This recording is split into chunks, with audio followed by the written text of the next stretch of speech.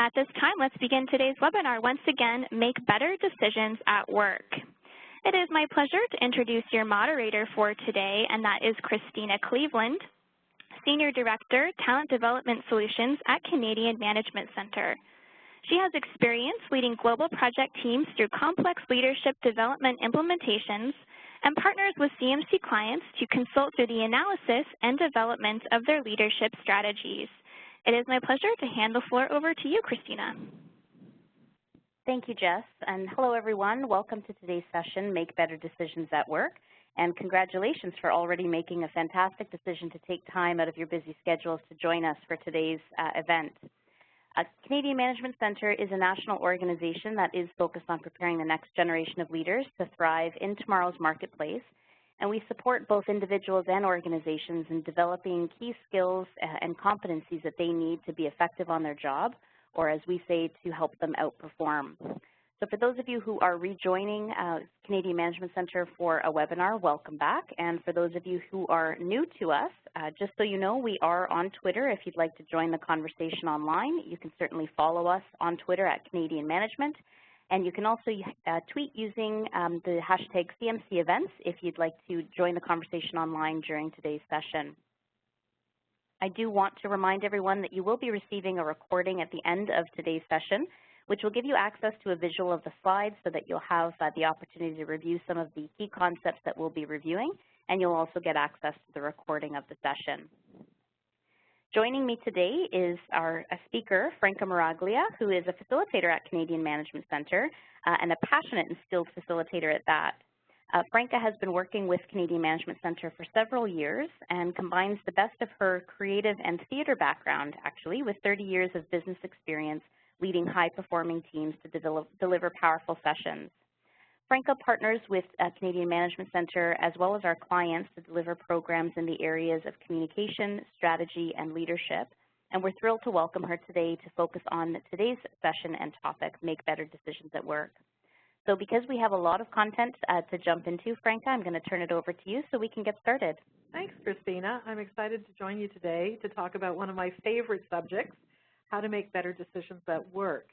A study recently from Columbia University found that we're bogged down by approximately 70 decisions a day. That's just a mind-boggling number of things that we're deciding on a daily basis. Now, of course, some of those things are not business-related. They're what to wear, what should I pack for lunch.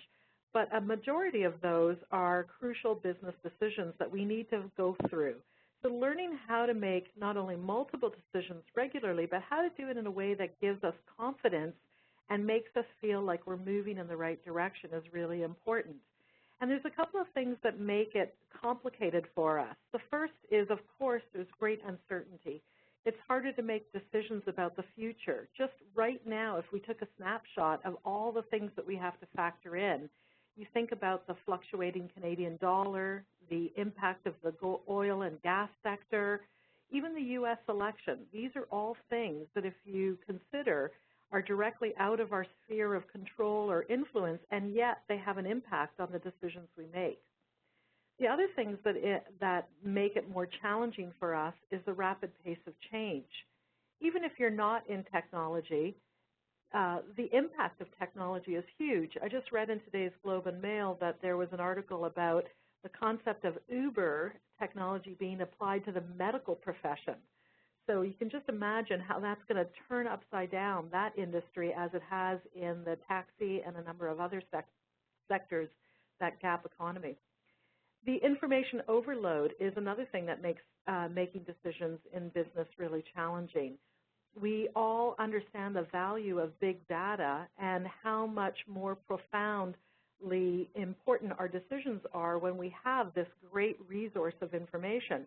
But on the other side of it, it could lead to analysis paralysis, that feeling that we have to understand everything before we can make any decision. If you just do a simple Google search on any topic, you can come up with hundreds and thousands of entries on a single topic. So that idea that we have all this information and we somehow have to be able to process it to make a decision is really complicating the decision-making process. Finally, there's this flatter organization, which is our reality in today's business, that organizations have become a lot flatter, that at all levels of the organization, we're all making mission-critical decisions that have to keep moving us forward. And so this creates a really challenging environment. Peter Drucker, who is known as the founder of modern management, he's been quoted as saying, "Making good decisions is a crucial skill at every level." And really thinking about how making better decisions is a skill set that we can all work towards, regardless of what level of the organization that we're in, is a really important idea. The thought that we just one day will wake up and become a leader and have confidence in making mission-critical decisions seems really silly. And so that idea of being able to cut our teeth, regardless of where we are in the organization today, and make small decisions that will eventually build our ability and our confidence in making decisions. So when we do become leaders, we've got that background of having become good at and proficient at making decisions. Now, I think, Christina, we've got a poll now. That's right, Franca. So we do want to get some participation from the audience. So a poll will open up on the right-hand side of your screen. So I'd like you to reflect on these two questions. The first one is, where I work, our corporate culture generally rewards the following approach to decision-making. And the responses given to you are impulsive, efficient, careful, long process of analysis, or avoidance. And in the second question, what we want you to do is reflect on your personal life and identify the word that best describes your decision-making style. So we're going to take the opportunity here to compare and contrast, but we're definitely interested in what the current approach is to your decision-making style, and also reflecting on what our organizations might expect from us. So if you could take a moment to respond to these two questions on the right-hand side of your screen, we'll have the opportunity to do a bit of a comparison. And my guess, Franca, is that for a lot of people that really their selection might depend on the particular situation or the decision that they're making. So I can appreciate that it may be challenging to select one of these options, but we encourage you to select the word that is going to be the best general description. That's right. So Jess, if we could go ahead maybe and close out that poll so we can see where the results stand and how things turned out. I know for me this morning I probably could have run through all of those options depending on the decision that I was faced with and whether that was at home or at work, and in some cases the amount of autonomy that I might have. So we're just closing out the poll and taking in those last results so that we can see where we netted out. And it appears that 40% of the audience selected efficient for poll number 1 in terms of where I work. Our corporate culture generally rewards an efficient approach to decision-making, followed closely at 32% with a long process of analysis. Whereas in your personal life, the majority of those on the line identified, 46% identified careful as a word that might best describe their decision-making, and 29% coming out as the second option as efficient. That's really interesting, and it's nice to see that self-awareness in terms of how you approach decision-making and how it compares to the corporate culture and what the corporate culture rewards. Being out of sync with your corporate culture can be a huge source of stress. And speaking from experience, I, at one point in my career, came from an agency world, and they rewarded making decisions quickly. They rewarded me for relying on my experience and my intuition and being willing to act in a fast manner. And that was in direct conflict to my next career choice, which was to work in a not-for-profit. And there they really focused on due diligence, being involved in the consultative process. And the leaders came from an academic background, so they loved to debate and deliberate and debate and deliberate. And it really felt unnatural for me to work in this environment where there was so much time spent thinking about everything before acting. And I remember for a while there I used to run around the office with my rallying cry would be, a 50% right decision made now is better than a perfect decision made too late, because it just kind of, I was always rubbing up against or being out of sync with that corporate culture. So it's good to be aware of not only what the corporate culture's decision-making approach is, but also how you compare to that and to consider that.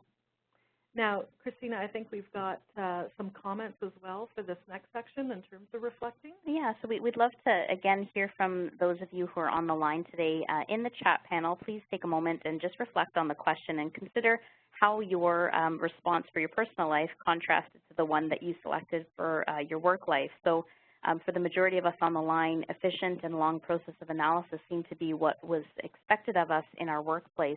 And yet many of us might select either careful or efficient for our home life.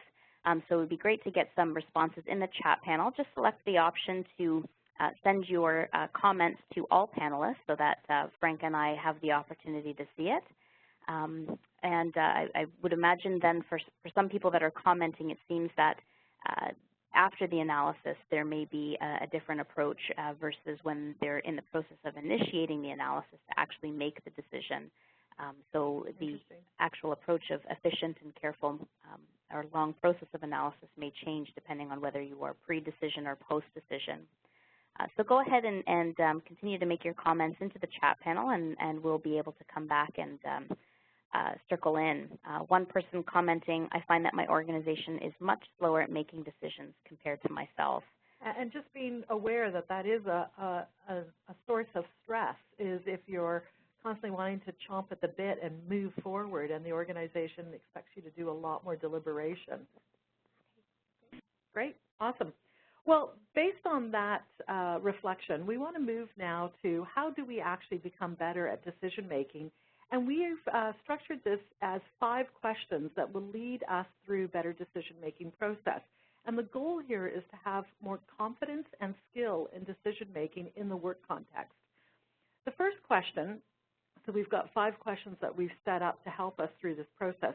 The first question is, am I seeking a good process for decision-making or the right decision? And when you first look at this, it might seem a little counterintuitive, and those two things might seem like they are the same.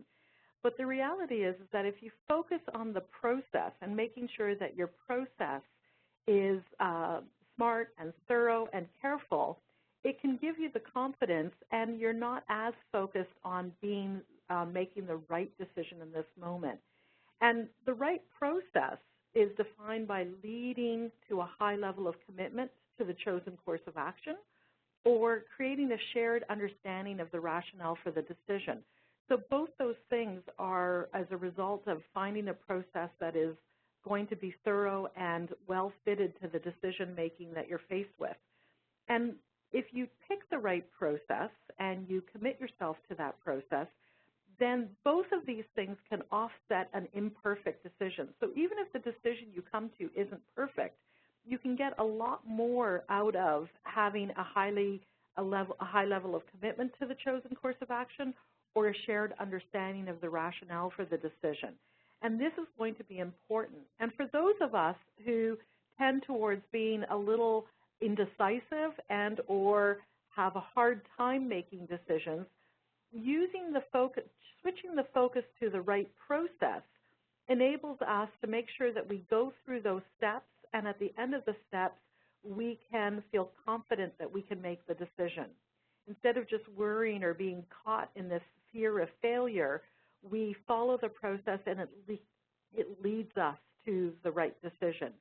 And that's something that can help build our confidence. Now, I think, Christina, we have another poll here, or a chat panel, sorry. Yeah, so we want to continue to get feedback, and I want to thank everybody for your participation as we've gone through to share your thoughts on the previous question. But we are interested in, again, in the chat panel, if you could select the option to send your response to all panelists, we'll be able to see your response to the question as to, in your opinion, what makes a good quality decision? In your opinion, what contributes to a quality process for decision making?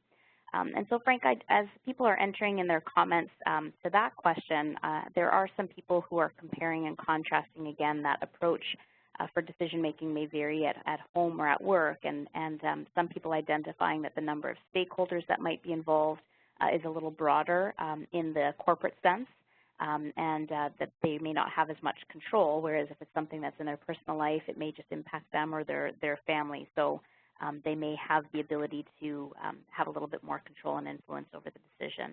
Yeah, not only control in the decision, but also, the private versus public life. It just goes to follow that in public, there's a lot more people watching. There's a lot more people measuring and watching to see what the result is of that decision. So certainly any mistakes are amplified, and that can definitely add to the complexity of making decisions in the work world versus in your private life. So some feedback coming into the question about what contributes to a quality process for decision making. Jason suggested collaboration. Aaliyah suggested involving all stakeholders. Yarnell seeking multiple perspectives from impacted participants. Jeff has commented to get data and different perspectives. Multiple inputs to the decision, and again, multiple perspectives. Glenn commented a supportive environment actually can contribute to a quality process for decision making.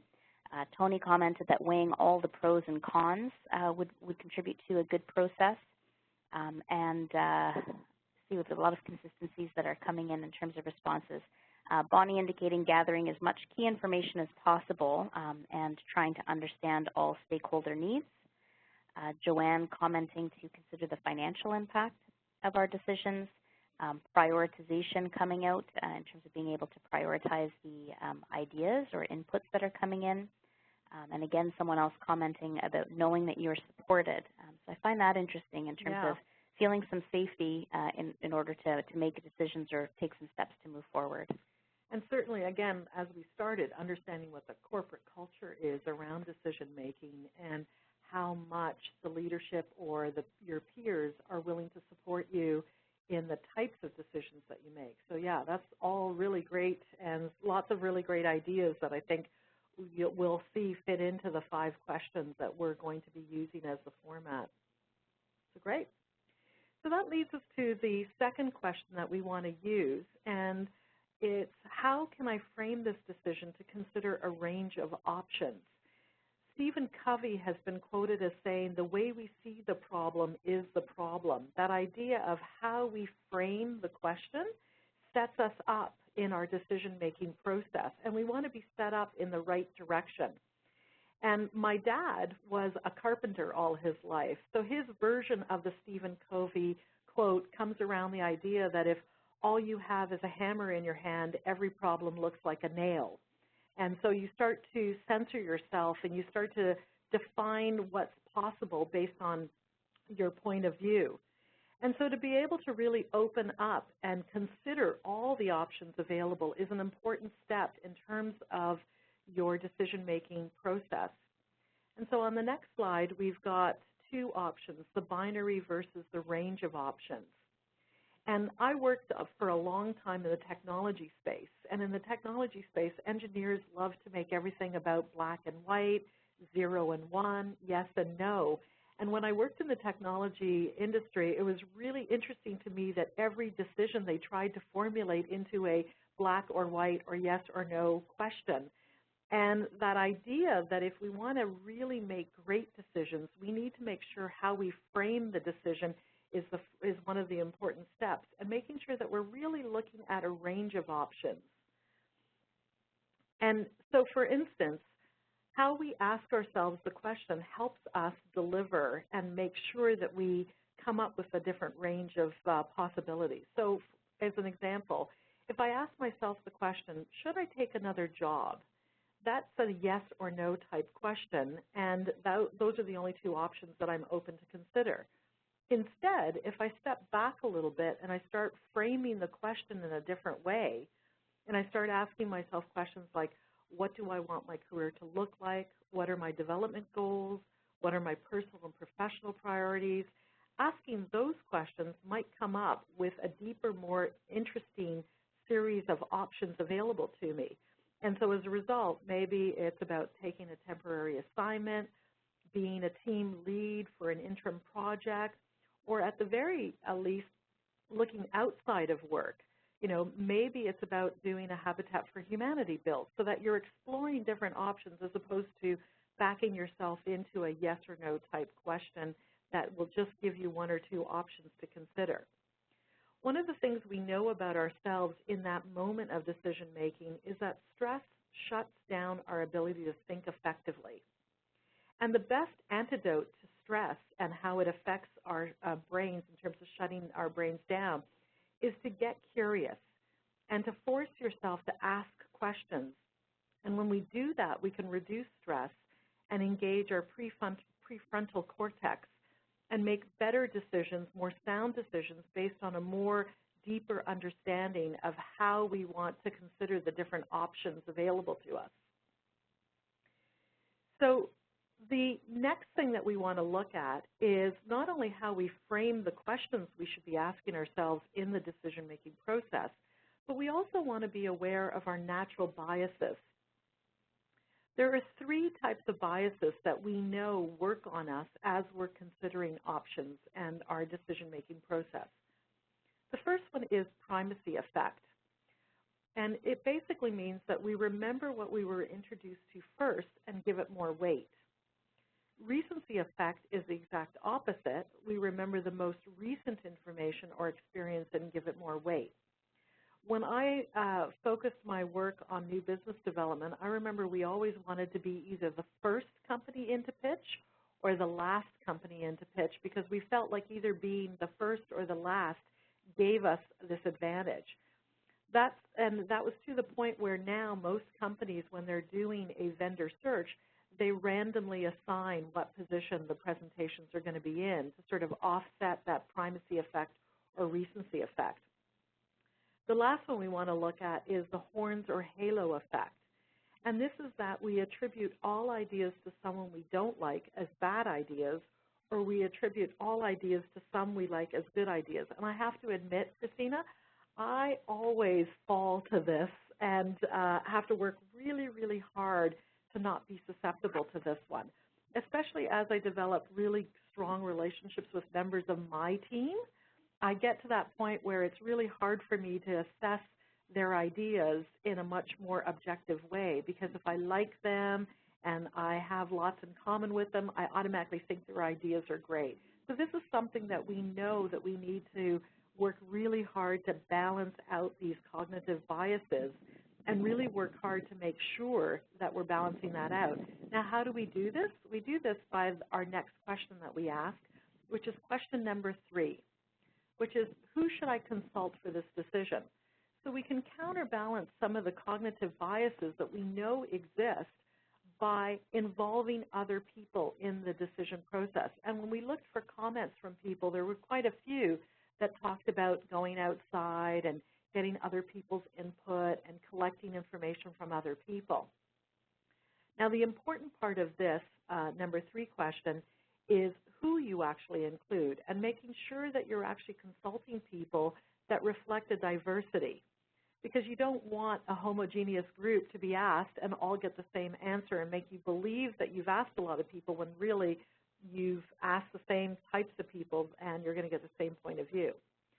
So stakeholders, as I think somebody mentioned earlier, is one of the groups that you want to look at, not only stakeholders who are directly involved, who have the authority, but most importantly, those who are going to be impacted. I recently did a CMC course called Developing a Strategic Mindset, and one of the participants shared a really heartbreaking story about how a leadership group had made a crucial change in a process that was mission critical to the success of the organization.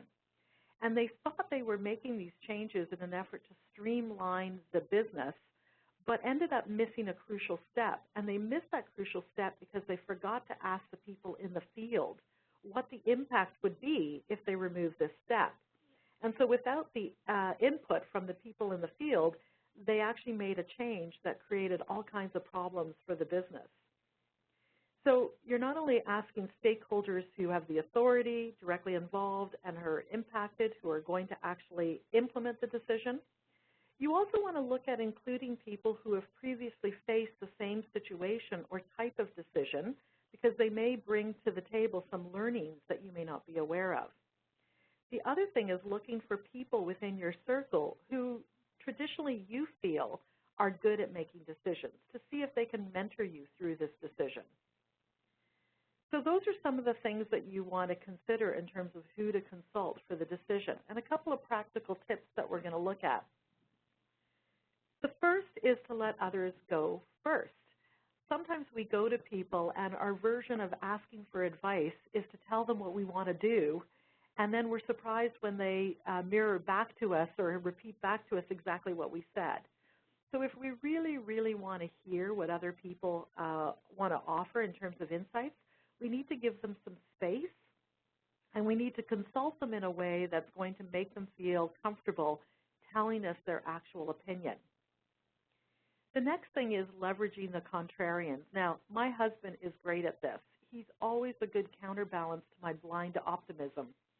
Anytime I want to rush in to make a decision, he's the one that's got a little bit more of the contrarian point of view and can identify what some of the bumps we might encounter along the way. The next one is assign a devil's advocate, and the important word on this one is assign. A long time ago, I guess in the 80s, Edward de Bono was really popular with his 6 thinking hats. And that idea that you actually assign somebody in a discussion to play a particular role. In this case, the devil's advocate would have been wearing the black hat, if you're familiar with Edward de Bono's 6 thinking hats. And the idea is that you actually want to give somebody permission to play that role. So they don't feel like they're not being a team player or they're not going along with everybody, but they're actually assigned that task. And they know that it's their job to listen and think about what are all the places that they should be cautious or that we should take extra care at.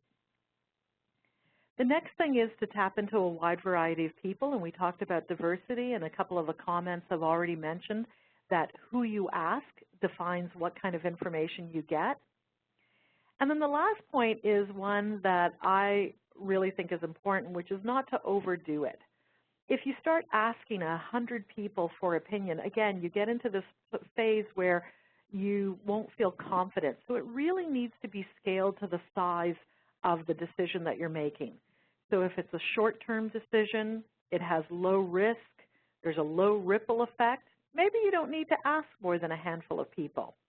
On the other hand, if there's a long-term implication to the decision, there's high risk, there's lots at stake, it's a big ripple effect that's going to be felt for a long time within the organization, then doing the due diligence and making sure that you make a bigger circle of people that you talk to and ask and involve in the decision-making is important. So really scale it to the size of the decision. So if I could just make a point here, Franca, and I will say that I'm not going to let you off the hook because I need to know whether or not I have a horn or a halo effect on you. But in terms of the practical tips, I think that these are great as a reference point. And many people, when they were commenting in the chat panel, shared that they were looking for a supportive environment when they're making a decision. And I think when it comes to these practical tips, we have to remember that when we're going to others and allowing them to sort of challenge our thinking and ideas, creating a supportive environment means that we give them the permission space so that they know that we want to hear the truth. We want them to poke holes in our idea, poke holes in our thinking to really help us arrive at a better quality decision. So as much as we may need a supportive environment, it's important to remember to create a supportive environment for the people we're checking in with. Absolutely. That's a great point, Christina, and thanks for reinforcing that, because that is a really great point. Our fourth question is stopping and asking ourselves, what don't we know?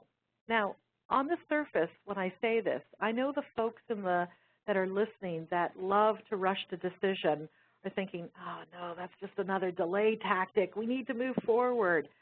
But stopping and asking ourselves what we don't know is actually really helpful for people that are on either end of that continuum of decision making. So either the people that like to rush to make decisions or the folks that actually are a little take too much time and deliberate too much and lack confidence in making decisions.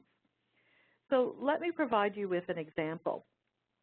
If we're looking at trying to select a vendor, and you might go in and have a gut feeling about which one you like, but until you actually stop and ask yourself the question, what don't we know, you won't have some additional information to decide what's the best course of action.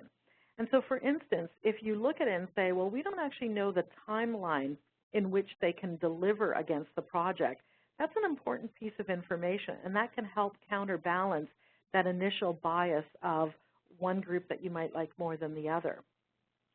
Another recent example is Marissa Mayer, CEO of Yahoo, and her decision, which was done almost right off the bat, to ban telecommuting or working from home.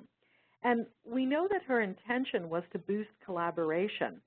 But perhaps if she had stopped and asked herself the question, what don't we know about the situation before she rushed in to make this request or this requirement, she probably would have realized that what she didn't know was the extent of the media backlash that was likely to happen, and also the extent that her employees had already created these elaborate systems for managing their child care or scheduling around other members of their family, and all of this stuff that they had already built in that would directly impact their employee engagement if they suddenly had to stop and come in every single day and not take the advantage of telecommuting.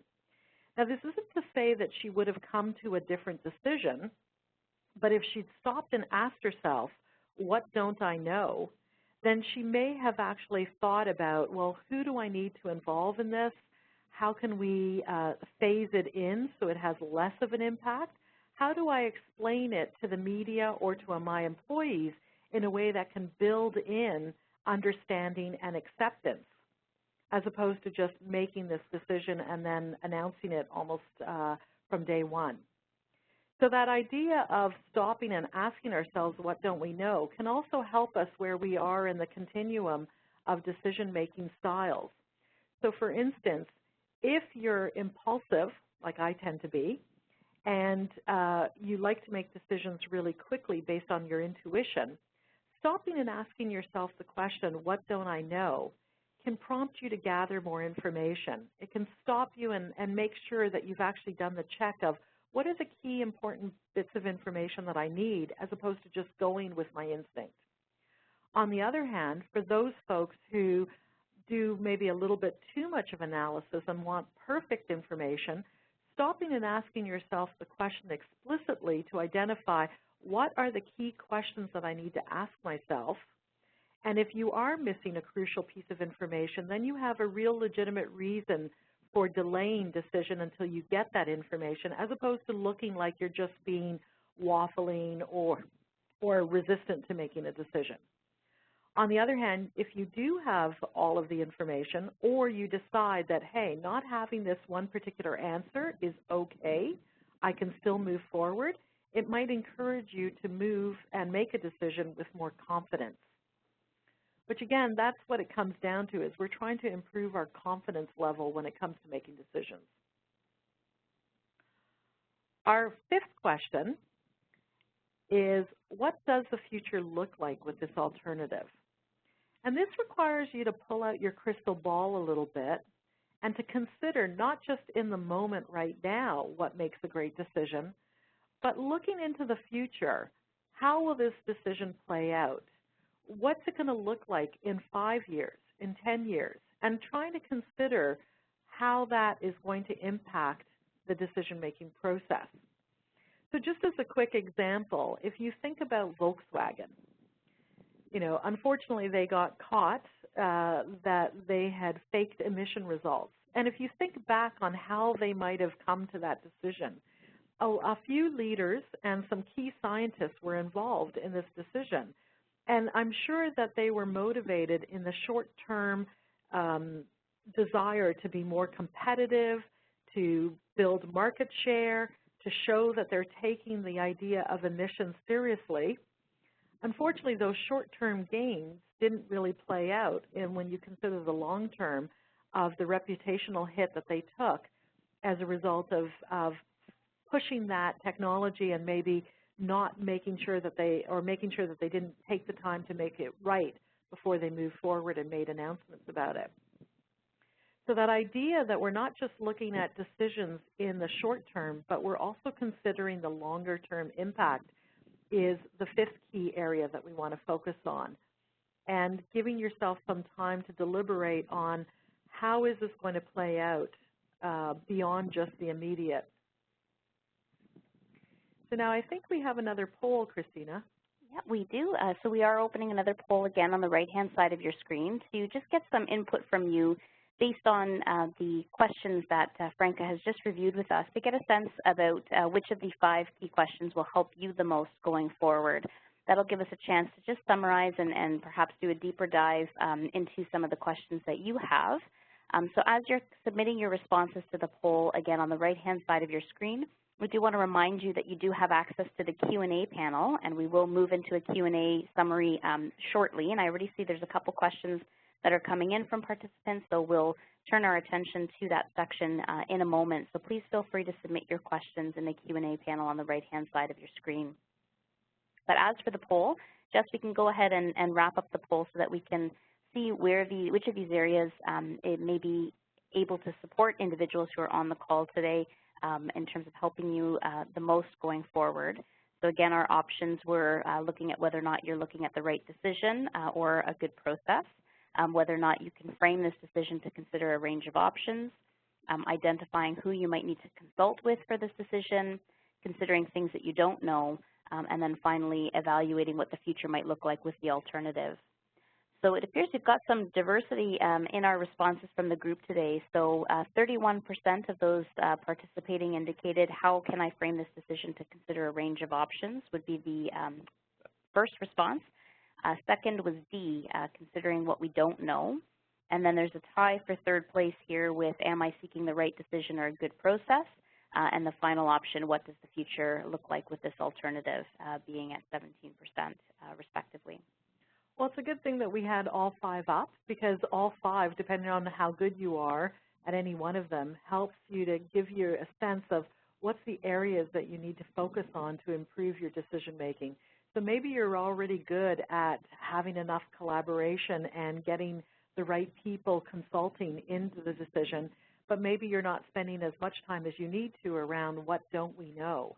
And so it's interesting to see that there's a good range, so almost all of the groups would have one of those questions that they need to do a better job of focusing on to improve their ability to make decisions. All right, so the 5 tips in summary of how to make better decisions. The first one, again, is focusing on the quality process. And this really helps us step away from the immediate pressure of wanting to be right and wanting to get the perfect answer, and focusing more on how do we build capability around the process and make sure that we're setting up processes that are not just valid for this decision, but that can help us over the long term learn how to be more confident in our decision-making process. And again, the point on this one is to make sure that you right-size the process to the size of the decision so that you're not over investing on this elaborate process for very minute or small short-term decisions that can be easily made. The second thing we talked about was around framing a decision and asking a question that provokes positive choices. You want to make sure that you're not forcing yourself down the road of just having a yes or no, 0, 1, black or white kind of framing of the decision, but really try to stop yourself from going down that road and make sure that you're asking yourself some good thought-provoking questions to be able to come up with lots of different alternatives initially to consider. The next thing we want to do is we want to involve the right people, and we want to seek diversity. We want to balance the impact of the decision on the number of people we get involved. But remember, this is also a place that, as Christina mentioned, you can build in a lot of support for an environment that encourages consulting and getting people involved, especially stakeholders who are going to have to implement the actual result of the decision. The fourth item is articulating uncertainty. Again, asking yourself the question, what don't we know? And deciding, is it okay, despite not knowing the answer, to go ahead? Or should we wait and for that information to come in or for that data to be understood? There are some times when we freeze and we want perfect knowledge, and identifying exactly what that point of uncertainty is helps us frame, do we really actually need to wait to know that information? Can we go ahead with imperfect information? And then finally, envisioning the future, thinking about identifying the priorities to make your decision a reality, and thinking about the long-term impact of the decision. I wanted to share with everyone a story from my background that I think is a perfect example of how you can set yourself up to be a good decision maker. So when I moved back to Toronto from Winnipeg, I hadn't found a new place to live. So I bunked in with my brother, who at the time was a university student. And like a lot of university students, he didn't have a lot of money. And so I decided to treat us both and buy a Christmas tree because I knew he couldn't afford one and I was working, so I thought that would be a fun thing to do.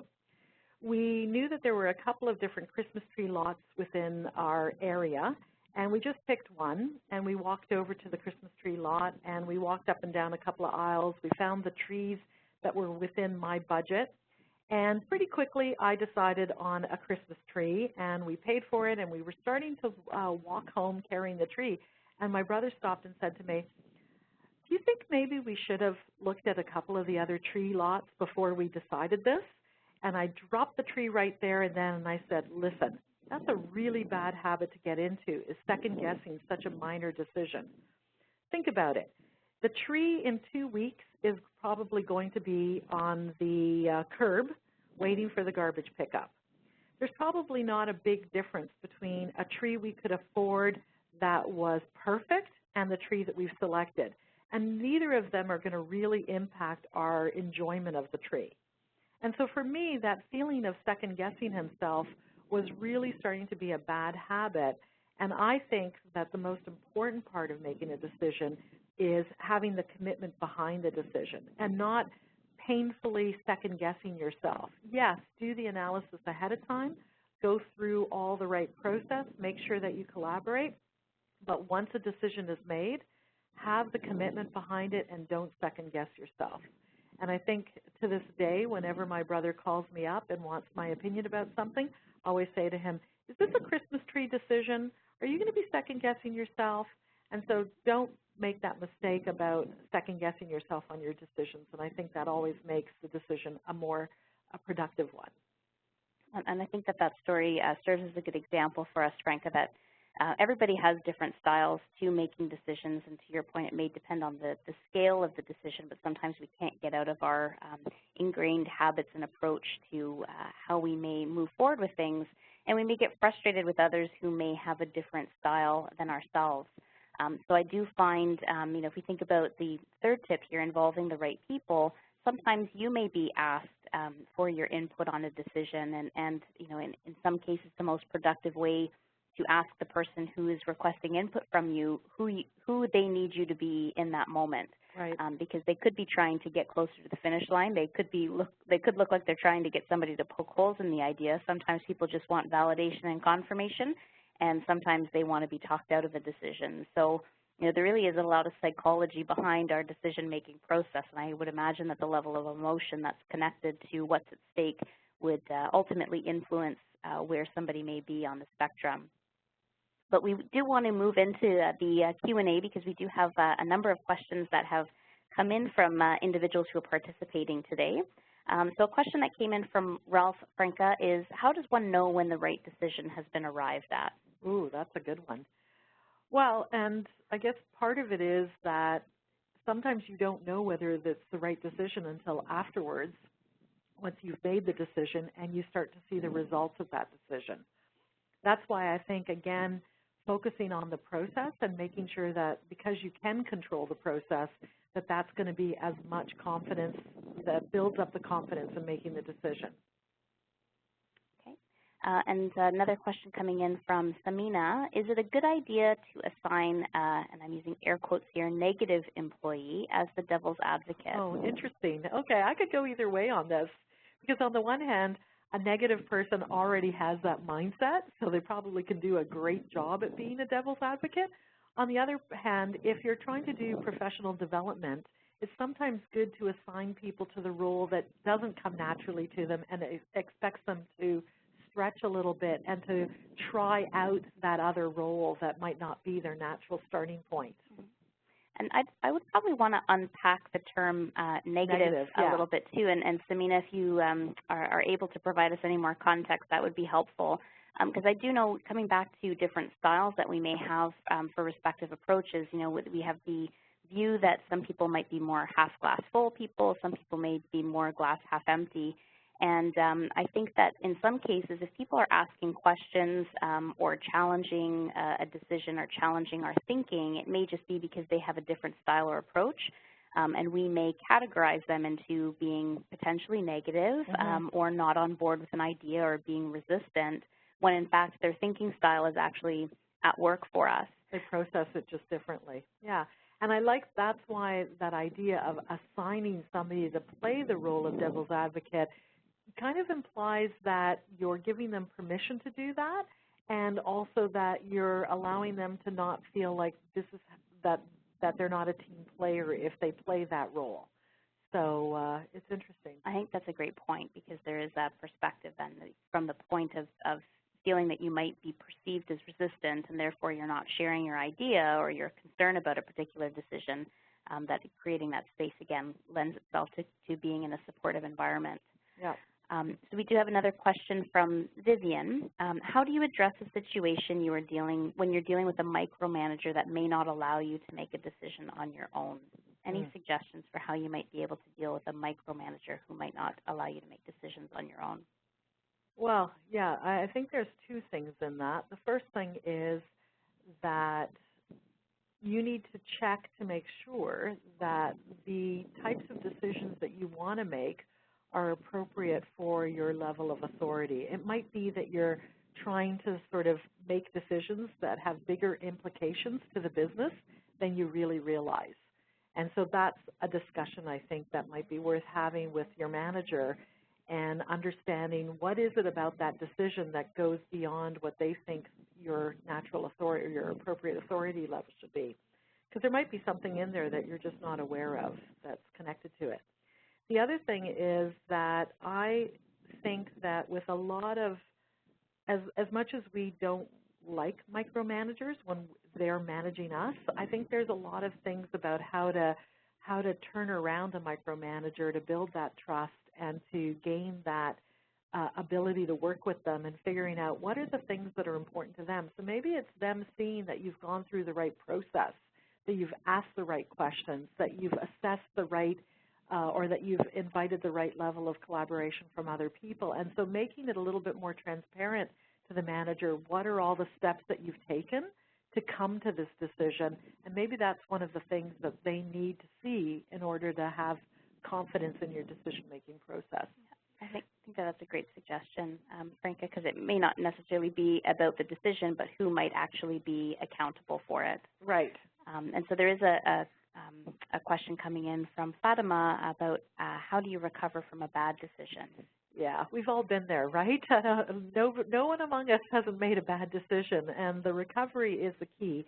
And I like the fact that you framed it that way, is how do you recover from a bad decision? Because first of all, recovery is possible, you know, and I think the first thing is owning up to it and being honest about the fact that you expected it to go one way, and for these three things changed along the way, and being able to sort of look at it and understand what happened and why it happened the way it did, but then also to show that you've learned from it in terms of changing the process that will help you ensure that you are making a better decision in the future. So for instance, maybe this time around you forgot to ask the person who's going to implement it, and looking at that and saying, okay, make a mental note from now on in the process. We need to ask the person who's going to implement it.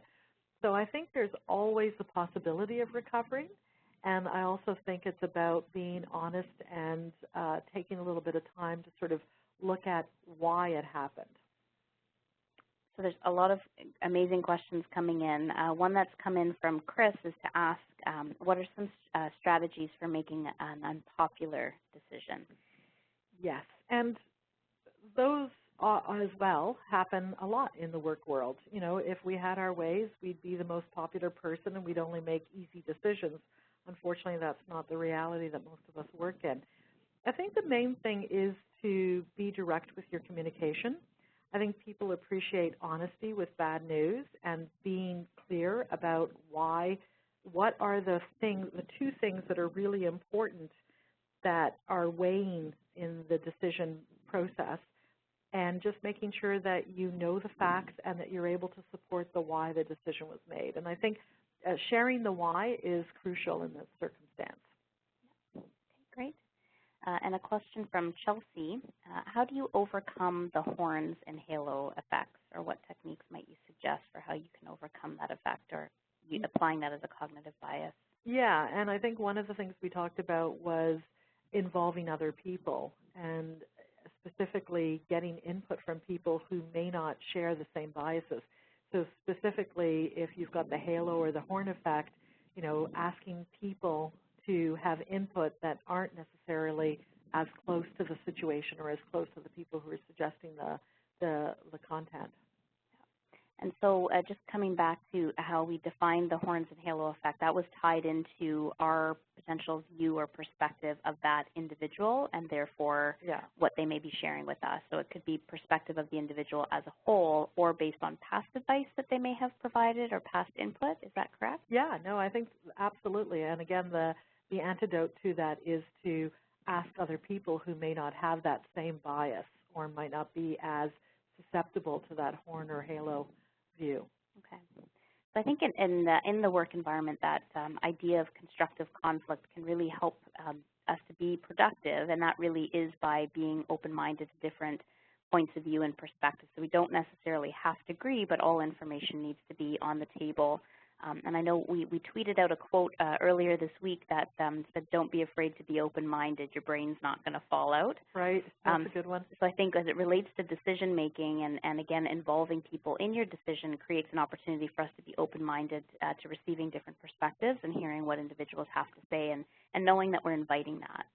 That reminds me of something that I saw on LinkedIn today, which was, right or wrong, make a decision. The road of life is paved with flat squirrels who could make a decision. And I thought, it's kind of a macabre comedy, but it's absolutely true. Yes, a little bit gory of a visual. Yeah. But so another question coming in from Chris: what if you don't have time to do the right process? Oh boy, yeah. Well, here's what I've learned the hard way as someone who tends towards more of the compulsive or impulsive, rather, end of the continuum, is that you end up wasting as much time, or it ends up taking as much time having to, after the fact, convince people, try to cajole people, try to, answer to a question and convince people that you've made the right decision. So better to invest that time up front, and then you'll save the time later on in the process by having people's commitment and their willingness to go along with the decision. So I sometimes feel like it's like one of those fool's choices where you think you don't have time, but you end up wasting a lot more time because the process is so much more contracted because you have to invest more time convincing people.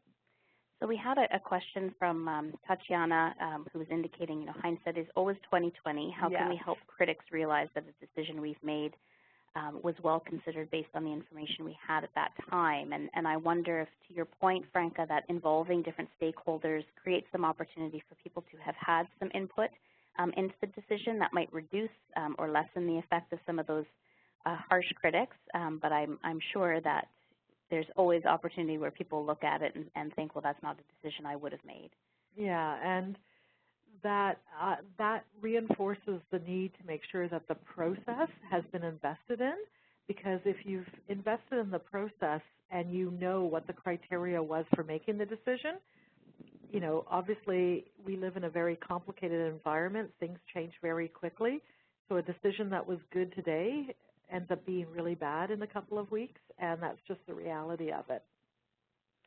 So, Frank, I think given our fast-moving workplace and the amount of information and data that comes at us, the tips that you've provided us today have been extremely useful to being able to apply some rigor to our process for making better decisions and put up some guidelines for us to consider. Of course, we've run short on time, so I do want to remind those of you who are on the call today that we do have some courses connected into this topic that you can check out on our website, so we encourage you to do so. And we also invite you to tell us what other webinar topics you might be interested in. So if you wouldn't mind in the chat panel providing us your feedback, and you'll also be asked to complete a survey once you wrap up today's session to give us a sense of other topics that you might be interested in so that we can make sure that these sessions are useful, valuable, and productive for you. For those of you who are participating on the line that might be looking to achieve or attain a PDU as a result of your PMP or aspiring PMP designation, you can claim one PDU as a result of completing this webinar. So copy down this information now so that you're able to claim that PDU in the strategic and business management category. The approval is in process, and the event will be listed on PMI's database within a few days. So try a little later this week to be able to gather this information. So again, Frank, I do want to thank you for your time and participating with us. And again, invite anybody who's on the line to get more information about Canadian Management Centre and the topics that we've discussed today on our website at cmcoutperform.com. But that concludes today's session. And Franca, thank you again for your time and for your contributions. That was a lot of fun. Thanks, Christina. We'll look forward to welcoming you back. Great. Thank you, everyone. Off to make better decisions.